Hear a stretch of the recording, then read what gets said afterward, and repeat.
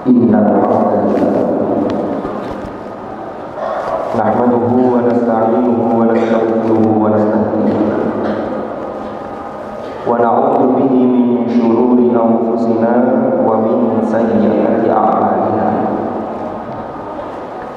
من يهده الله فلا مضل له ومن يضلل فلا هادي له أشهد أن لا إله إلا الله وحده لا شريك له وأشهد أن محمدا عبده ورسوله لا نبي بعده اللهم صل وسلم وبارك على حبيبنا وشفيعنا وقرة أعيننا سيدنا ومولانا محمد وعلى آله وصحبه وسلم تسليما كثيرا أما بعد فيا أيها المسلمون اتقوا الله أوصيكم ونفسي أولا بتقوى الله وطاعته فقد فاز المتقون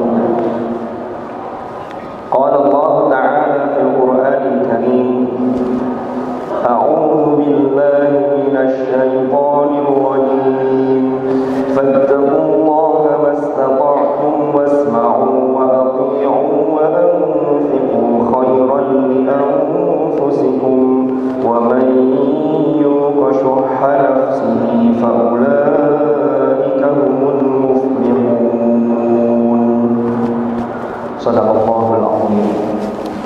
معاشر الحاضرين jamaah Jumat rahimakumullah.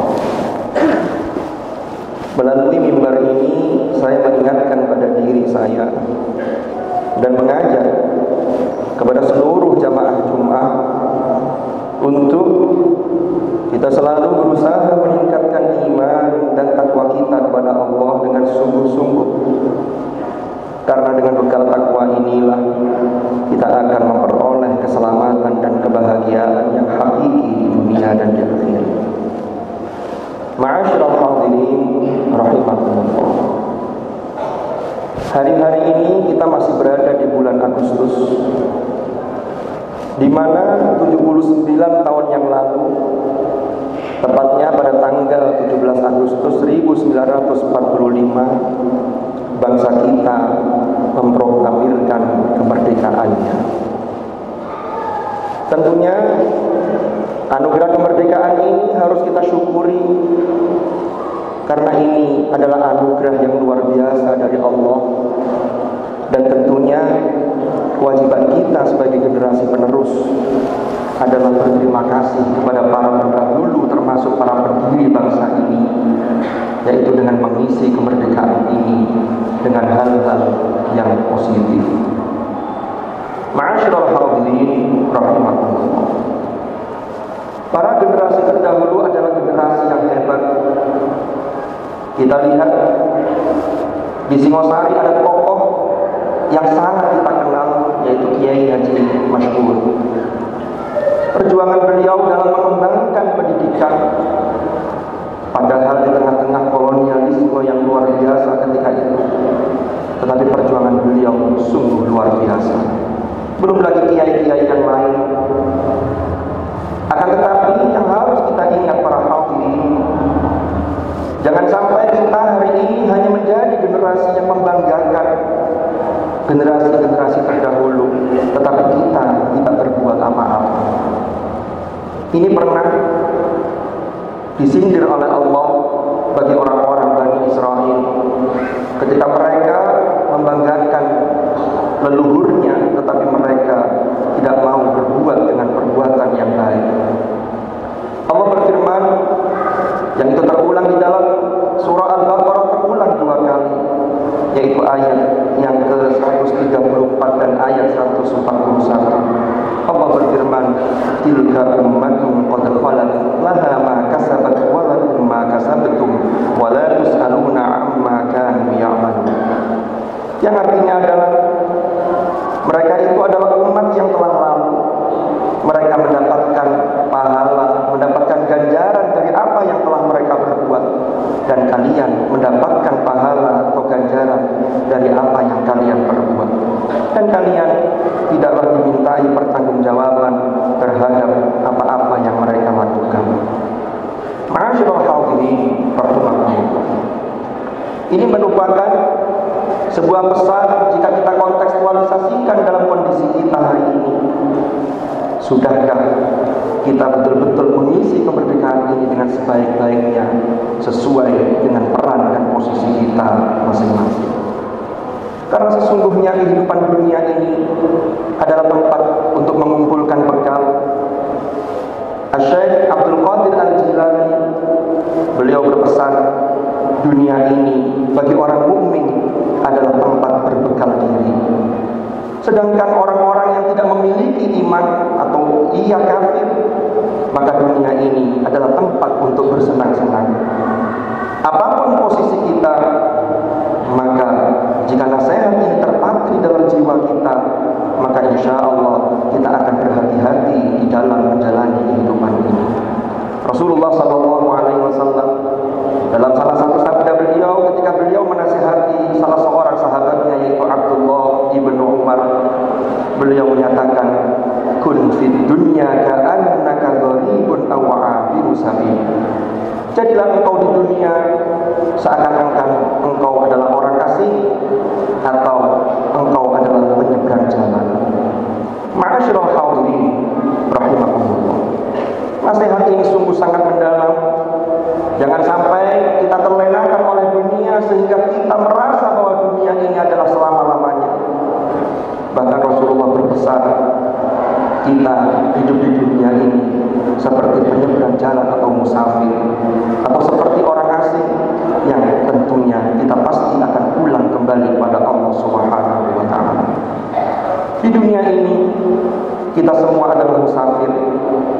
Maka peringatan yang pertama ini adalah kita ini, penggalan yang pertama dari kehidupan ini adalah kita berada di buayan ibu kita. Dan tentunya persinggahan yang terakhir adalah ketika kita berada di liang lahat. Umur kita sesungguhnya adalah jarak perjalanan yang kita tidak pernah tahu berapa jarak perjalanan yang kita tempuh dalam kehidupan dunia ini. Dan atas kita adalah langkah-langkah yang kita lakukan, sementara ketaatan kita adalah dagangan yang kita perjualbelikan dengan Allah Subhanahu wa ta'ala. Dan waktu yang dianugerahkan oleh Allah kepada kita adalah modal bagi kita, sedangkan nafsu adalah tantangan dan rintangan bagi kita. Maka keuntungan yang sesungguhnya adalah kelak ketika kita bertemu dengan Allah Azza wa Jalla di surganya. Dan kerugian terbesar bagi kita adalah ketika seorang mukmin jauh dari Allah Subhanahu wa ta'ala. Ma'asyiral hadirin rahimakumullah. Itulah yang seharusnya kita tanamkan dalam diri kita sebagai orang mukmin. Allah berfirman di dalam surah Al-Ma'arij ayat 6 dan ayat 7, innahum yarawnahu ba'ida wa narahu qariba. Yang terjemah maknanya adalah sesungguhnya mereka orang-orang kafir memandang bahwa hari kiamat atau siksa itu masih jauh, sedangkan kita orang-orang mukmin memandang hari kiamat dan siksa itu adalah dekat. Maka dengan memahami ayat ini, dengan menghayati ayat ini, ketika kita meyakini bahwa sesungguhnya hidup ini sangat singkat dan kita sangat dekat dengan yang namanya kematian, maka seharusnya menjadi motivasi bagi kita untuk selalu berbuat baik, termasuk bagaimana kita mengisi kemerdekaan bangsa ini dengan sebaik-baiknya. Mudah-mudahan Allah Subhanahu wa ta'ala senantiasa membimbing langkah kita sehingga kita selalu berada di jalan yang diridhoi oleh Allah Subhanahu wa ta'ala. Wallahu subhanahu yaqulu wa biqawlihi yahdil muhtadun. Man 'amila shalihan falinafsihi wa man asaa fa'alayha wa ma rabbuka biqallamin lil 'abid.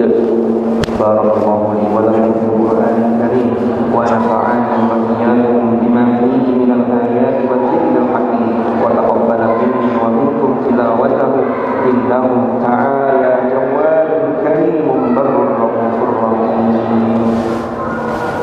أقول قولي هذا وأستغفر الله لي ولكم فاستغفروه إنه هو الغفور الرحيم.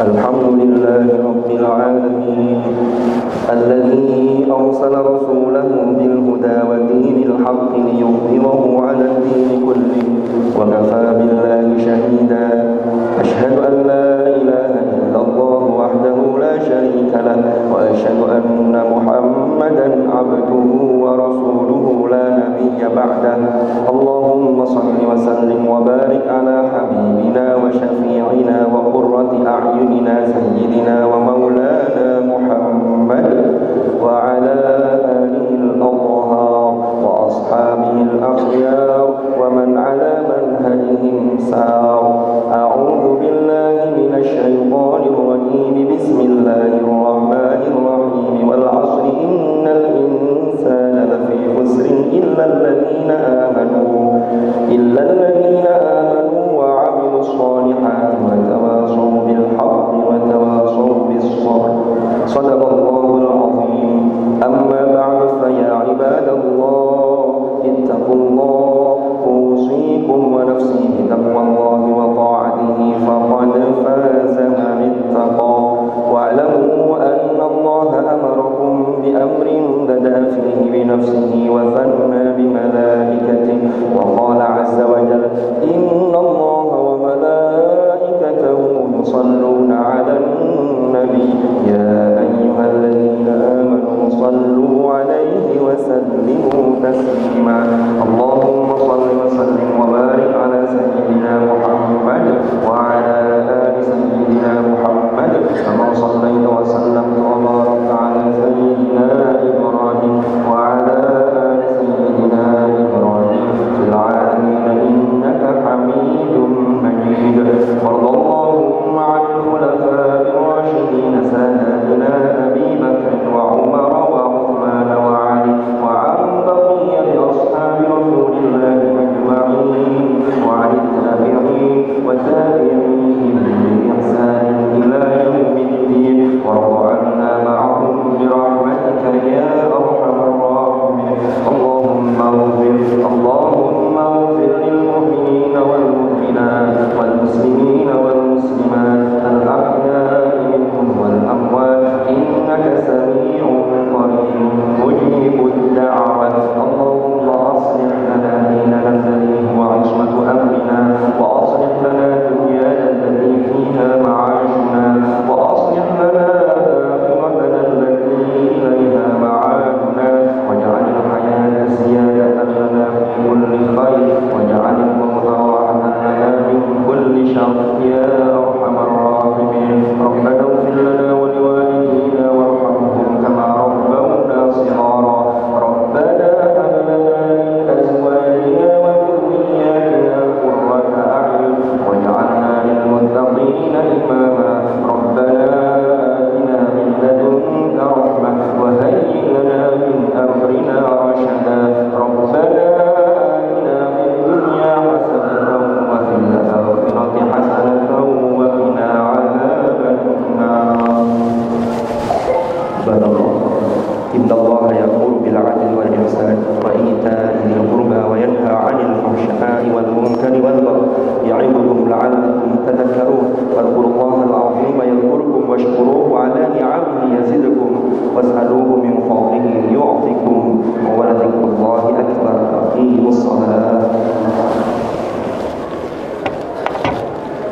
الله أكبر الله أكبر لا إله إلا الله محمد رسول الله حي على الصلاة حي على الفلاح قد قامت الصلاة قد قامت الصلاة الله أكبر الله أكبر لا إله إلا الله لا إله إلا الله محمد رسول الله صلى الله عليه وسلم استووا صفوفكم فإن تسوية الصفوف من أركان الصلاة يا رسول الله سيدنا الإسلام الدروسنا بسم الله الرحمن الرحيم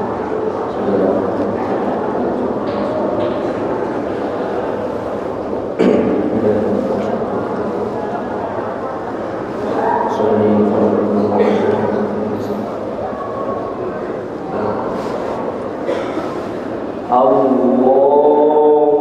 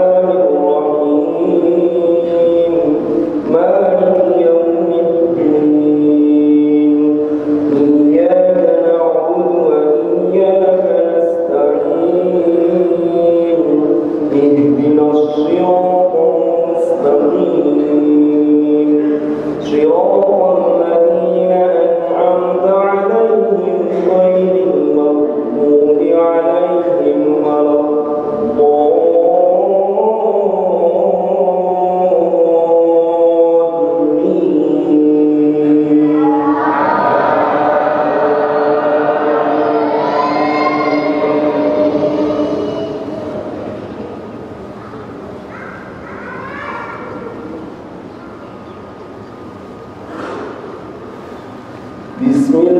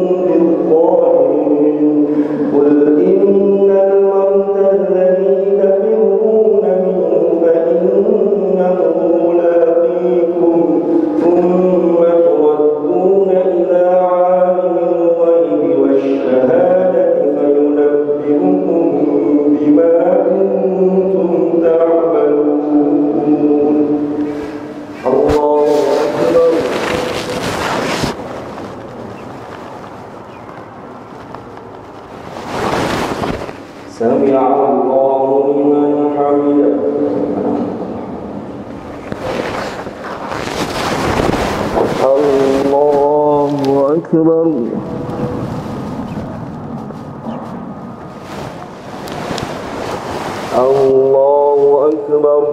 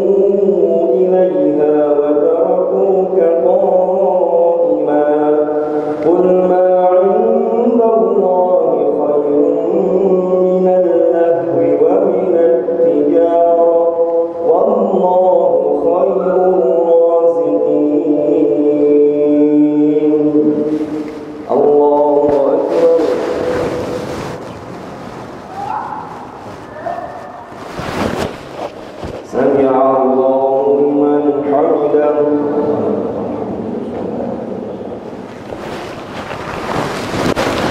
الله أكبر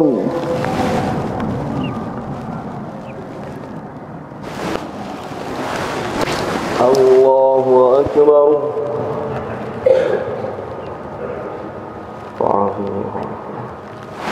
الله أكبر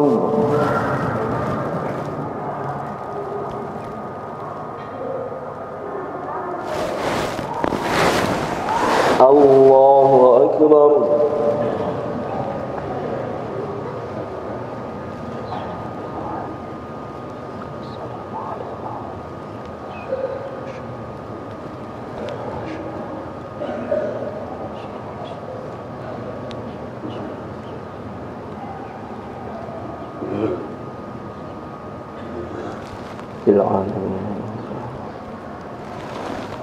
السلام عليكم ورحمة الله. السلام عليكم ورحمة الله.